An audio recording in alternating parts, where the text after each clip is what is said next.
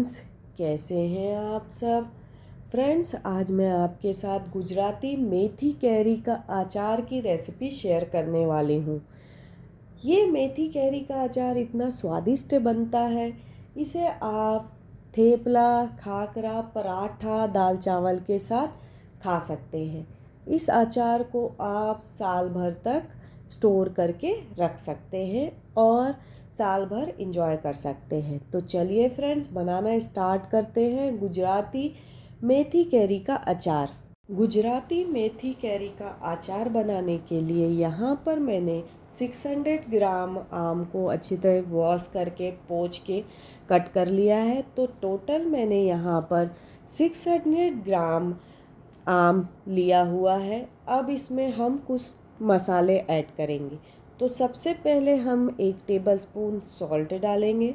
Salt डालने के बाद 1 टीस्पून हल्दी डालेंगे। हल्दी को डालने के बाद इसे हम अच्छे से मिक्स करेंगे ताकि जो आम के साथ मसाले जो है अच्छे से मिक्स हो जाए। अब इसे हम ढककर 24 घंटे के लिए रूम टेम्परेचर पर छोड़ देंगे ताकि जो मसाले हैं वो आम के साथ अच्छे से मिक्स हो जाए। तो यहाँ पर मैं इसे ढककर 24 घंटे के लिए रूम टेम्परेचर पर छोड़ रही हूँ। तो अब 24 आवर्स हो चुके हैं। अब हमारा आम मसालों के साथ मिल के अच्छे से पानी छोड़ चुका है। तो आप देख सकते हैं कि आम मसालों के साथ मिल के कितना अच्छा पानी छोड़ दिया है। अब इसे हम छान लेंगे। तो यहाँ पर मैंने एक बर्तन में स्ट्रेनर लगा दिया है। इस स्ट्रेनर में अब हम आम को डाल देंगे। तो यहाँ पर मैंने सारे आम को स्ट्रेनर में डाल दिया है। इसका पानी पूरी तरीके से निकल चुका है। अब इसे हम एक बर्तन में डाल देंगे। तो यहाँ पर मैंने इसे एक थाली में आम को फैला दिया है। इस तरह से थाली में हमें इसे फैला देना है।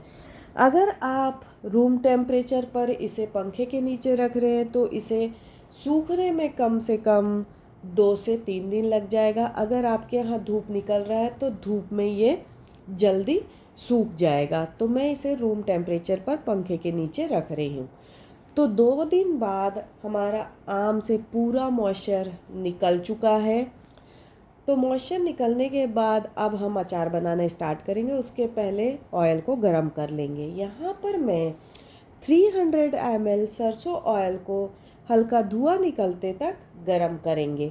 तो ये हल्का धुआं निकलना चालू हो गया है। अब हम फ्लेम को ऑफ कर देंगे और इसे पूरी तरीके से हम ठंडा करेंगे। जब तक ये हमारा ठंडा हो रहा है हम मेथी का मसाला बना लेंगे। तो यहाँ पर मैंने एक बाउल ले लिया है। इस बाउल में हम सबसे पहले 100 ग्राम दरदरा मेथी डालेंगे। तो मेथी डालने के बाद अब हम इसमें 150 ग्राम सॉल्ट डालेंगे। सॉल्ट डालने के बाद अब इसमें हम 125 ग्राम कश्मीरी रेड चिली पाउडर डालेंगे। इसके बाद हम इसमें 25 ग्राम तीखा वाला रेड चिली पाउडर डालेंगे। फिर 1 टीस्पून हल्दी डालेंगे। देन 1+हाफ टीस्पून हम इसमें हींग डालेंगे। इन सब मसालों को हम अच्छे से मिक्स कर लेंगे ताकि जो सारे मसाले हैं वो अच्छे से मिक्स हो जाए। तो यहाँ पर हमारे सारे मसाले अच्छे से मिक्स हो गए हैं। अब इसमें हमने जो ऑयल गरम किया करके ठंडा किया था उसमें से 100 ml ऑयल को हम इसमें डाल देंगे। ऑयल डालने के बाद इसे हम अच्छे से मिक्स कर लेंगे। तो यहाँ पर मसालों के साथ ऑयल अच्छे से मिक्स हो गया है। अब हम इसमें प्रिपेयर किया हुआ आम को इसमें डालेंगे। तो यहाँ पर मैं सारे आम को इसमें डाल दूँगी। सारे आम को इसमें डालने के बाद अब इसे हम मसालों के साथ अच्छे से मिक्स कर लेंगे। तो यहाँ पर जो आम है मसालों के साथ अच्छे से मिक्स हो गया है। अब हम इसमें जो हमने ऑयल 200 ml ऑयल बचाया था उसमें से 150 ml ऑयल हम इसमें डाल देंगे। बाकी का 50 ml ऑयल एक दिन इसे रखने के बाद दूसरे दिन हम इसमें डालेंगे। तो यहाँ पर मैं 150 ml सरसों ऑयल इसमें डाल दूँगी। ऑयल डालने के बाद इसे हम अच्छे से मिक्स कर लेंगे। मिक्स करने के बाद इसे हम ढककर एक दिन के लिए रूम टेम्परेचर पर छोड़ देंगे और बीच बीच में हम इसे चलाते रहेंगे।